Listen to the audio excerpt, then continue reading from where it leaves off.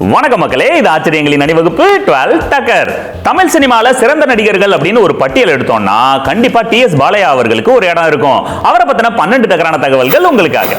சினிமாவுக்கு கொஞ்சம் கூட சம்பந்தமே இல்லாத தூத்துக்குடி மாவட்டத்துல 1914 பிறந்தவர் பாலையா அவர்கள்.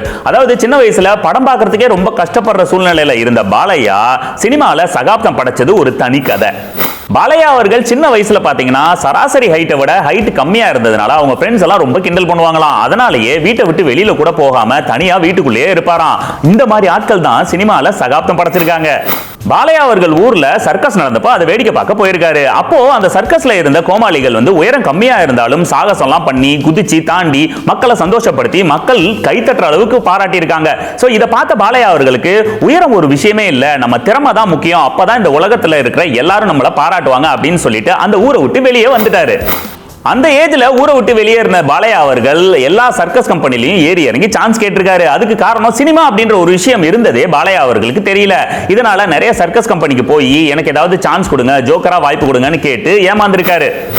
சின்ன வயசுல தனக்கு ஒரு சர்க்கஸ் கம்பெனியை தெரியும் அப்படின்னு சொல்லி சொன்ன நண்பனை நம்பி வீட்டுல இருந்த பணத்தெல்லாம் எடுத்துக்கிட்டு அந்த நண்பன் கூட ட்ரெயின் ஏறி போயிருக்காரு. ஆனா விடிஞ்ச பிறகு ரயில்வே ஸ்டேஷன்ல பார்த்தா அந்த ஃப்ரெண்டையும் காணோம், கையில வச்சிருந்த பணத்தையும் காணோம். கையில ₹1 இல்லாம அவரு ஹோட்டல்ல சர்வரா வேலை பார்த்திருக்காரு. அந்த நேரத்துல தான் நாடகத்துல நடிக்கிறவங்களோட பழக்கம் ஏற்பட்டு மதுரையில இருக்கிற நாடக கம்பெனியான பாய்ஸ் அப்படின்ற ட்ரூப்ல இவர் ஜாயின் பண்றாரு. ஸ்டார்டிங்ல பாத்தீங்கன்னா நாடகத்துல பாலையா அவர்களுக்கு சின்ன சின்ன ரோல் தான் கிடைச்சிருக்கு. ஒரு பீரியட்ல பாத்தீங்கன்னா சதிலீலாவதி அப்படின்ற நாடகத்துல ஒரு முக்கியமான கேரக்டர் இவர் பிளே பண்ணிருக்காரு. அந்த கேரக்டரை பட்டையை கிளப்பி நடிச்சதை பார்த்து எல்லாரும் அசந்து போயிருக்காங்க. அதுக்கப்புறம் தான் பாலையா அவர்களோட லைஃப்ல ஒரு டர்னிங் பாயிண்டே வந்திருக்கு. 1936ல சதிலீலாவதி அப்படின்ற அந்த நாடகத்தை திரைப்படமா எடுக்க முடிவு பண்றாங்க எல்லிஸ் ஆர் டங்கன்.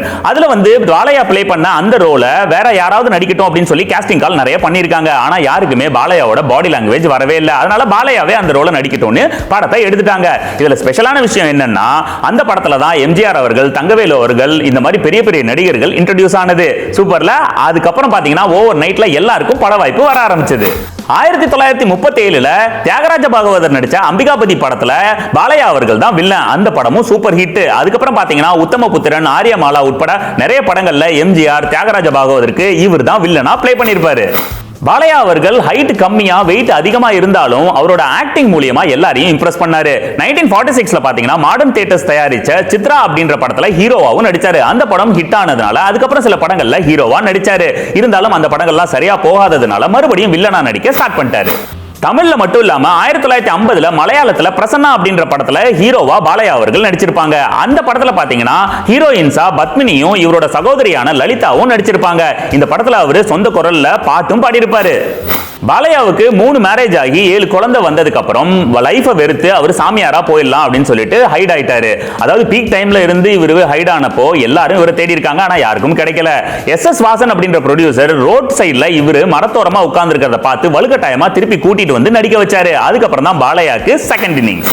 பாலையா அவர்கள் பண்ண பெஸ்ட் படங்கள் நிறையவே இருக்கு. அதுல பெஸ்ட் அப்படின்னு சூஸ் பண்ணோம்னா காதலிக்க நேரமில்லை, அப்புறம் தில்லானா மோகனாம்பாள், இது மாதிரி சொல்லிக்கிட்டே போலாம். இதுல இவர் பண்ண கேரக்டரை யாராலையுமே ரீக்ரியேட் பண்ணவே முடியாதுன்றதுக்கு ஒரு பெஸ்ட் எக்ஸாம்பிள் மனோபாலா அவர்கள் காதலிக்க நேரமில்லை படத்தை ரீமேக் பண்ணலாம் அப்படின்னு சொல்லிட்டு ட்ரை பண்றாரு. ஆனா பாலையாவோட கேரக்டரை யாராலையும் பிளே பண்ண முடியாது அப்படின்றது தெரிஞ்சோன்னா அந்த ஐடியாவை டிராப் பண்றாரு. அந்த அளவுக்கு பெஸ்ட் நடிகர் நம்ம பாலையா அவர்கள். ஓகே மக்களே, மீண்டும் சந்திப்போம். இது ஆச்சரியங்களின் அணிவகுப்பு 12 டக்கர் வித் மீ உங்கள் ஜேடி.